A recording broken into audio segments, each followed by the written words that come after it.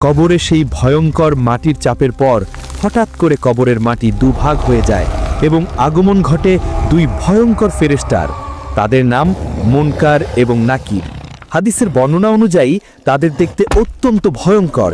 তাদের গায়ের রং হবে নীল কালো, চোখগুলো হবে আগুনের গোলার মতো, আর তাদের কণ্ঠস্বর হবে বজ্রপাতের মতো ভয়ঙ্কর।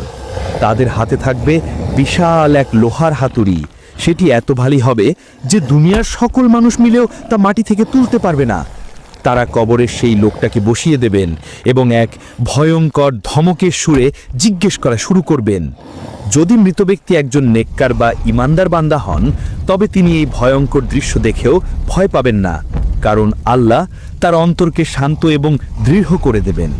ফেরেশতারা তাদের বজ্রকণ্ঠে প্রথম প্রশ্ন করবেন, মান রব্বুকা, তোমার রবকে? ইমানদার বান্দা কোনো ভয় না পেয়ে অত্যন্ত শান্ত এবং দৃঢ় কণ্ঠে উত্তর দেবেন, রব্বি আল্লাহ, আমার রব আল্লাহ। এরপর তারা দ্বিতীয় প্রশ্ন করবেন, ওয়ামা দিনুকা, তোমার ধর্ম কি? তিনি উত্তর দেবেন, দীন আল ইসলাম, আমার দিন হলো ইসলাম। সব শেষে তারা আমাদের প্রিয় নবী হযরত মুহাম্মদ সাল্লাল্লাহু আলাইহি ওয়াসাল্লামের দিকে ইশারা করে তৃতীয় প্রশ্নটি করবেন, ওয়ামা কুনতা তাকুলু ফি হাযার রাজুলু, এই ব্যক্তি সম্পর্কে তুমি কি বলতে? ইমানদার বান্দা উত্তরে বলবেন, হুয়া রাসূলুল্লাহ, তিনি আল্লাহর রাসূল। ফেরেশতারা আবার জিজ্ঞেস করবে, তুমি কিভাবে জানলে? সে উত্তরে বলবে, আমি আল্লাহর কিতাব পড়েছি, তার উপর ঈমান এনেছি এবং তাকে সত্য বলে জেনেছি। এই তিনটি প্রশ্নের সঠিক উত্তর দেওয়ার পর আসমান থেকে এক গায়েবী আওয়াজ আসবে, আমার বান্দা সত্য বলেছে, তার জন্য জান্নাতের একটি বিছানা বিছিয়ে দাও, তাকে জান্নাতের পোশাক পরিয়ে দাও এবং তার জন্য জান্নাতের একটি দরজা খুলে দাও। সাথে সাথেই তার কবরকে 70 হাত প্রশস্ত করে দেওয়া হবে এবং তার কবরটা জান্নাতের আলো আর সবুজে ভরে যাবে।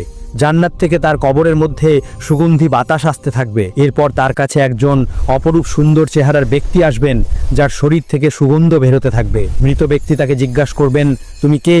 তোমার চেহারা এত সুন্দর কেন? সেই সুন্দর ব্যক্তি উত্তর দেবেন, আমি তোমার নেক আমল, আর আল্লাহ আমাকে পাঠিয়েছেন, আজ থেকে আমি তোমার সঙ্গী, তোমার কোনো ভয় নেই। এরপর সেই ইমানদার বান্দা আল্লাহর কাছে দোয়া করবেন, হে আল্লাহ, দয়া করে তাড়াতাড়ি কিয়ামত কায়েম করুন, যাতে আমি আমার পরিবার এবং জান্নাতের অফুরন্ত নিয়ামত উপভোগ করতে পারি।